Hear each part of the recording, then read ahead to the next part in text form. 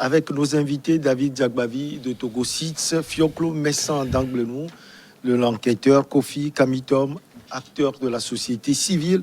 Nous allons parler du Tchad avec des dizaines de chefs de partis et membres de la société civile interpellés. Nous allons également parler du Mali, du Bénin et du Sénégal. Net recul démocratique selon un rapport de Freedom House. RDC, après les évêques, les protestants pestent contre tout report des élections de 2023. Et puis Togo, un réseau pédopornographique débusqué à Thiévier. David, bonjour. Bonjour, cher ami. Bonjour. Ça fait un peu longtemps. Oui, oui. On est là, c'est toi qui... Choco, bonjour à vous également. Bonjour, chers confrères. Bonjour, Michel. Bonjour aux téléspectatrices et aux téléspectateurs de New Web TV. Kofi Kamitom, c'est la première fois, hein. En tout cas, que je vous vois. On est souvent présent ici. Oui. Donc, bonjour à vous, à tous les téléspectatrices et téléspectateurs de New Web et aux co-panélistes ici. Allez, on va commencer par le Tchad. Des manifestations contre un 6e mandat de Idriss Déby Itno, le président de la République, en marge de ces mobilisations de l'opposition. Des dizaines de chefs de partis et membres de la société civile interpellés. David, il faut le dire, le Tchad, depuis quelque temps, inquiète. Oui, ce n'est pas le Tchad qui inquiète, mais c'est la volonté de Déby de briguer un nouveau mandat qui inquiète. Quand on sait un peu la fébrilité politique qui existe dans ce pays depuis très longtemps, Déby a surpris beaucoup de personnes, beaucoup de Tchadiens, en se proposant de faire encore un nouveau mandat qui n'était pas contenu dans les espoirs de ces Tchadiens, pour qui le dernier mandat de Déby aurait été celui qu'il était en train de finir. Puisqu'en face, quand on regarde un peu la gestion que Déby a faite du Tchad depuis son accession au pouvoir... Ça fait 30 ans. Voilà, il n'y a pas eu beaucoup de changements, sauf qu'il y a un chef d'État, Hissène Habré, qui a été déposé. Et donc, Déby est arrivé. Dans la vie des Tchadiens, il n'y a pas beaucoup de changements, ni sur le plan politique, ni sur le plan socio-économique, etc. Quand vous arrivez au Tchad, aujourd'hui, c'est la famine, c'est l'insécurité, etc. Et donc, les Tchadiens ne se sont pas retrouvés dans le choix ou dans la volonté de Déby de faire un nouveau mandat, raison pour laquelle ils ont décidé de sortir dans les rues pour manifester leur désaccord et dire à Déby que ça suffit.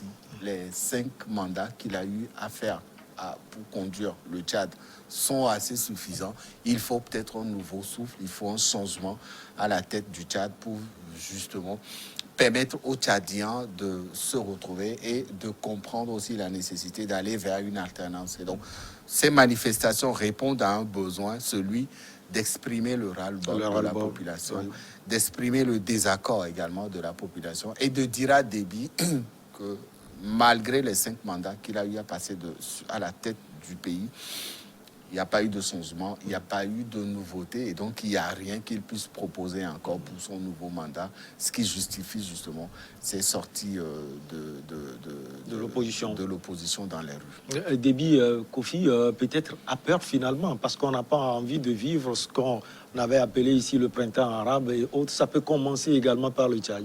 Bon, en fait, est-ce qu'il a peur? Je pense qu'il faut le reconnaître. Moi, rien ne me surprend, parce que chaque itinéraire avec son paysage. Quand vous entreprenez un chemin, vous ne verrez que sur ce chemin-là, le paysage qui est destiné. Il a choisi de briguer un 6e mandat. C'est-à-dire de ne pas respecter la Constitution. Et pour pouvoir briguer ce 6e mandat, il y a forcément des choses qui vont se passer. Oui. Et c'est ça qui se passe actuellement. Et il y a une manière de pouvoir transcender ces choses et s'implanter. C'est ce qui se passe également. Il faut arrêter des gens, il faut intimider des gens, il faut faire ceci, il faut faire cela. Et il le fait. Et pourquoi maintenant il y reste à votre question? Oui, j'avais dit ici qu'il faille que nous, Africains, nous puissions transcender les débats pour pouvoir nous expliquer réellement les motivations qui obligent les chefs d'État, quand ils arrivent avec des programmes alléchants, nous les conduisons parce qu'ils nous ont passé, ils nous ont assuré. Je parle en regardant Patrice Talon, je parle en regardant un peu Macky Sall, je parle en regardant le professeur Alpha Condé, mais quand ils venaient, c'était des démocrates, beaucoup de personnes se sont applaudi et ont dû chasser ceux qui étaient là parce qu'on était là en train de voir des gens qui vont venir implanter un certain nombre de choses. Mais quand ils arrivent là-bas, que se passe-t-il pour qu'ils glissent, pour arriver là où ils sont arrivés? Et justement, qu'est-ce qui se passe? Donc, j'ai fait plusieurs recherches. Oui. Je me suis dit qu'il y avait un certain nombre de choses là. D'abord, c'est leur entourage. Il paraît que quand ils arrivent là-bas, à un moment donné, l'entourage leur dit « Ah, ce n'est pas pour vous, mais c'est pour tous ceux qui vous ont servi. Quand vous quittez aujourd'hui, qu'est-ce que vous leur réservez comme sort? Vous êtes obligés de rester parce que la sécurité des gens et des autres. La deuxième chose, c'est se sentir bien. Les gens, quand ils arrivent là-bas, ils comparent d'où ils viennent et là où ils sont arrivés. Voilà. Ils se disent que là où nous sommes aujourd'hui, pas question de partir parce que ça fait notre bien-être. Nous pouvons être là où nous pouvons faire et puis être ce jour. L'autre chose, c'est, ils appellent ça flag runner. Ça veut dire que c'est des personnes qui ont du pouvoir et ont tendance à se comporter comme des patients qui sont un peu endommagés. Ils ne ressentent plus ce que c'est que le mal.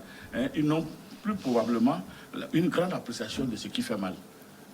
Ce que je fais, est-ce que ça te blesse, ça ne te blesse pas, ce n'est plus leur problème. Mais si c'est ça, c'est inquiétant. C'est ça, donc. Tout ce que vous venez de citer. Ça a été des études qui ont été menées par de grands chercheurs et ils ont constaté que quand les gens s'installent dans ce domaine, ils ne se rendent plus compte de ce qui fait mal aux autres. Donc, ils ne se... Et puis, il y a un autre, c'est le texte de caractère. Là, ça veut dire que le pouvoir donne à la personne puissante le contrôle de sa vie et de la vie des autres. Et si, entre-temps, lui-même, il conduisait bien son comportement, contrôlait bien sa vie, ça donne un résultat positif, mais quand il n'arrive pas, ça veut dire que ça blesse tout le monde. Donc, il veut savoir que fait l'autre, qu'est-ce que l'autre devient, et puis ensuite, maintenant, il met sa personne. Il y a maintenant le pouvoir qui a des effets positifs. Les effets positifs à partir du moment où vous dites que il est bon d'utiliser ce pouvoir et on peut l'utiliser pour le grand bien du peuple. En ce moment, vous devenez raisonnable et vous appliquez la politique de façon à ce que tout le monde se retrouve. Maintenant, la dernière chose, c'est ce que vous venez de discuter, c'est la peur. Quand je vais partir, après tout ce que j'ai fait, comment les autres vont me prendre? Et parce que nous avons constaté... Et si on a bien fait, on ne peut pas avoir la phobie. Il y a certains qui sont partis et qui se sont retrouvés du jour au lendemain poursuivis, exilés. Et même dans leur exil, on est parti les rattraper, on les a ramenés, on les a jugés, on les a condamnés, ils sont morts. Donc, si tel est le cas, il va falloir que je reste être éternel pour éviter tous ces trucs-là. Oui, c'est autant de choses. Et maintenant, qu'est-ce qui cause tout ça? Pourquoi ce changement? C'est comme, par exemple, je suis avec David depuis Toblan devient président. Tout de suite, il va changer. Qu'est-ce qui amène ce changement? Quelles sont les pressions intérieures, extérieures qui influencent sa personne pour qu'il devienne comme ça? Si nous pouvons trouver tout ça et peut-être organiser, je ne sais pas si c'est pas des révolutions, mais je parlerai de... on va appeler ça la littérature, je vais trouver le bon mot. Donc, des révolutions, très simples. Même en écrivant, on va essayer d'endoctriner les peuples africains à pouvoir comprendre les motivations de tout cela et à monter des débats pour que cela cesse. Sinon, on ne va que aller à cette même scène. Vous voyez, ce qui se passe aujourd'hui au Tchad n'est pas différent de ce qui s'est passé dans les pays où des gens ont dit après le mandat donné par la Constitution pour se passer ce mandat. Voilà. Fioclou, une opposition en vacillé, il faut le préciser. Le siège des transformateurs de succès Masra, on a vu des gens là-bas. Finalement, le Tchad, comme je l'ai dit tout à l'heure, ça inquiète. Jusqu'à quand?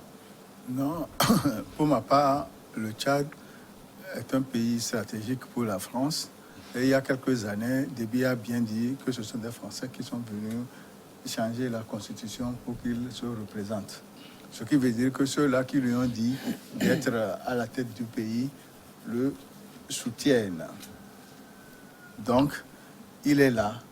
Les élections du 11 prochain, il sera candidat et la CENI va le proclamer. Et Déby est éternel. Il n'y a pas une autre personne peut-être qui aussi peut représenter les intérêts de la France et qui puisse remplacer Idriss Déby Itno? Non, depuis un certain temps, nous devons remarquer que la personnalisation du pouvoir et le culte de personnalité sont revenus et que les partis politiques qui ont fait plus de 20 ans ont une structure actuelle de parti unique.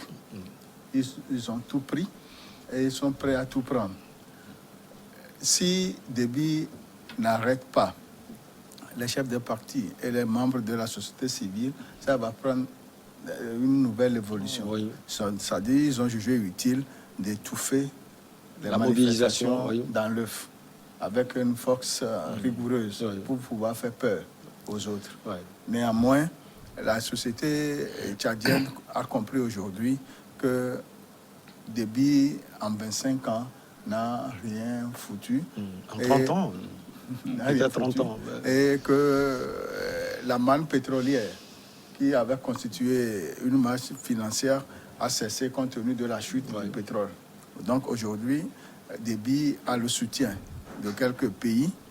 Son armée est positionnée comme une armée qui fait face aux djihadistes, au Grand Sahel, et il a tous ses atouts. Mais le problème aujourd'hui, c'est de dire qu'il a le soutien de la France. Donc, il est là et il y demeure. David, avant de venir à vous, au-delà de tout, est-ce que le Tchad, aujourd'hui, on peut dire que le Tchad est prêt à ce changement, c'est-à-dire à l'après-Déby? Bah oui, c'est ce désir vit en tous les Tchadiens aujourd'hui. Il suffisait juste de voir les mobilisations et les manifestations qui ont ébranlé les grandes villes du Tchad ces derniers jours. C'est parce que beaucoup de Tchadiens espéraient véritablement que Déby serait à son dernier mandat et que, à la suite, une alternance pourrait intervenir à la tête du pays. Mais malheureusement, la gourmandise de Déby a surpris beaucoup de Tchadiens qui ne se sont pas retrouvés et qui refusent aujourd'hui d'admettre cette candidature de Idriss Déby. Malheureusement, la seule arme dont il dispose, c'est les élections. Et ces élections, on sait comment elles sont organisées. Oui. Et quand on voit un peu ce qui se passe au Tchad, les conditions dans lesquelles ces élections vont être organisées, elles ne seront pas différentes de celles qui ont été organisées tout dernièrement en Côte d'Ivoire, en Guinée ou dans d'autres pays, au Congo-Brazzaville dernièrement. C'est toujours le maréchal Déby qui va être proclamé vainqueur. Et c'est la misère et la pauvreté des Tchadiens qui vont continuer jusqu'à quand? Il faudrait à un moment que cela s'arrête parce que le Tchad n'appartient pas à Déby, ni à ses collaborateurs, ni à son entourage direct. Le Tchad appartient à tous les Tchadiens. Et si après 25 ans ou 30 ans au pouvoir, vous n'avez pas pu réaliser le peu d'espoir que les Tchadiens ont porté en vous, ce n'est pas en 5 ans ou en 10 ans que vous pouvez réaliser ces espoirs-là. Et donc, la question de la sécurité, c'est vrai, on en parle. C'est vrai que le Tchad est un pays stratégique pour la lutte contre le djihadisme. Voilà, le djihadisme, etc. Mais sans Déby, les choses peuvent aussi avancer. Avec ou sans lui, les choses peuvent avancer. Aujourd'hui, la réalité, c'est de savoir ce qui peut motiver Déby à chercher à s'accrocher encore au pouvoir. Quand on sait qu'il est arrivé au pouvoir par un coup d'État qui a été applaudi par des Tchadiens à la suite du départ de Hissène Habré. Mais très vite, les Tchadiens ont commencé par regretter son arrivée au pouvoir. Et la preuve en est que... Il était le chef d'état-major de Hissène Habré. Voilà. Et donc aujourd'hui, qu'il s'est fait même maréchal, ce n'est pas pour partir à la retraite.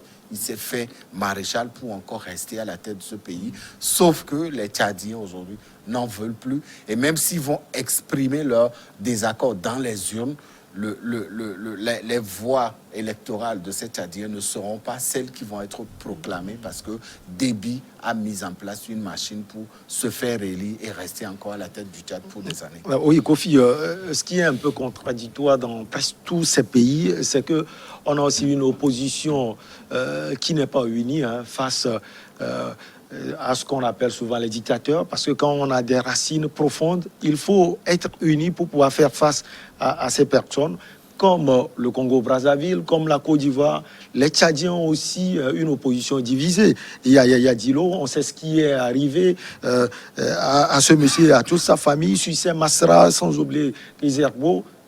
Finalement, le problème n'est pas aussi au niveau de l'opposition dans ces pays. Oui, bon, je peux le dire que réellement, tout n'est pas dans un sens donné. Sinon, quand nous regardons ce que font les chefs d'État, nous disons que oui, ce n'est pas bien. Mais de l'autre côté, ceux qui doivent aller rectifier cela, corriger cela, eux-mêmes ne sont pas sérieux aussi entre eux. Parce que c'est l'esprit d'hégémonie qui caractérise tout le monde. Et je disais, bon, j'allais aborder un tout petit peu le truc là, en disant à l'époque, quand M. David a parlé, Oui. qu'en réalité, si c'est la métropole qui permet aux gens de rester, les gens ne restent pas parce qu'ils sont seuls. Parce que sur un terrain, vous ne verrez jamais un seul gardien, les autres joueurs là pas. Oui. C'est toute une équipe dont nous parlons de système. Mais on peut faire l'alternance au sein du système. J'ai fait 2 Oui. ans. Et si ces choses, les Européens doivent me cautionner, Oui. bon, comme cautionne une autre personne, Comme de le mon Niger. équipe, Comme le au Niger. ça Ouais, s'est Bazoum. passé, quand on amène un autre de mon équipe, c'est toujours le même système qui évolue. Après 2 ans, on amène un autre, et comme ça pourrait évoluer sans heure, parce que ici, le problème, c'est quoi? C'est peut-être la personne. Ce n'est même pas la personne. Qu'est-ce qui amène la population à un moment donné, cette même population qui vous a applaudi, de vous désavouer demain, aujourd'hui, et vous désavouer demain? Vous êtes venu, de donner un exemple bête, vous avez vu qu'il y avait 2 millions de chômeurs, vous avez dit, ah, quand je vais arriver, je vais tout faire pour que le chômage puisse être tombé à un niveau donné. Après 30 ans de choses-là, de règne, ça fait 3 millions de chômeurs. Ça veut dire que finalement, vous n'avez rien fait. Des gens ne peuvent pas attendre éternellement et tendre vers la tombe sans avoir travaillé. Il faut vous dire, ah, et même si... Et l'évolution de la population également est voilà, là. ils étaient tellement confiants en vous, ils vont se dire, dès que quelqu'un va leur dire, ah, ce qu'il ne peut pas faire, je peux le faire, ils vont lui faire confiance, ils vont déplacer leur confiance de vous et le porter à l'autre. Donc c'est ce qui amène ces éléments. Maintenant, vous qui venez et qui promettez, au moins organisez-vous d'abord, trouvez un moyen de faire partie d'abord la personne. La personne. Et ensuite, battez-vous pour vous partager le fruit. Voilà. Avant même que vous ne fassiez partir la personne, vous commencez par vous battre. Et la personne, vous lui effrayez le passage. Et des fois, nous avons l'intention que c'est toujours ceux-là qui maintiennent, qui manipulent. Parce qu'on nous appelle, on dit... On a l'impression que le pouvoir divise également. Quand nous voyons un peu le problème du Togo à son indépendance, presque tous les leaders politiques avaient un seul ami.